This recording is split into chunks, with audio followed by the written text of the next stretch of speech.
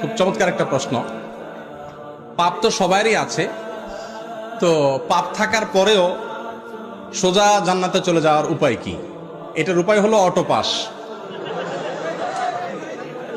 এই যে করোনা ভাইরাসের কারণে স্কুলে ছেলেদেরকে, মেয়েদেরকে, আমাদের শিক্ষার্থীদেরকে অটো পাস করে দেওয়া হয়েছে না?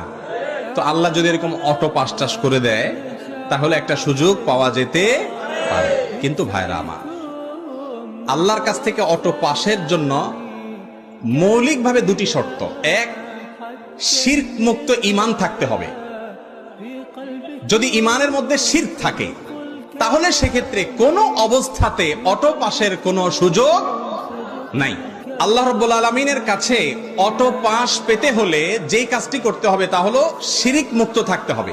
শিরক করে যদি কেউ মারা যায়, আল্লাহ তাআলা আগাম ঘোষণা দিয়েছেন সে অটো পাসটা হবে না, সে সোজা কোথায় যাবে? জাহান্নামে যাবে। ইন্নাল্লাহা লা ইয়াগফিরু আন ইউশরাকা বিহি, আল্লাহর সঙ্গে শিরক করে মারা গেলে, তওবা ছাড়া মারা গেলে তাকে আল্লাহ তাআলা মাফ করবেন না। মুসনাদ আহমদে বর্ণিত হাদিসে নবী সাল্লাল্লাহু আলাইহি ওয়াসাল্লাম বলেছেন, আদ-দাওয়াবিনু ইনদাল্লাহি সালাসা, আল্লাহর কাছে তিন ধরনের মামলা উঠবে। তার ভিতরে এক ধরনের মামলা হলো শিরক সংশ্লিষ্ট মামলা। এটা জামিনের অযোগ্য, ক্ষমার অযোগ্য, সরাসরি জাহান্নাম। এজন্য শিরক থেকে বেঁচে থাকার জন্য চেষ্টা করতে হবে। এক। দ্বিতীয় হলো বান্দার হক নষ্ট করা যাবে না। ওই যে আজকে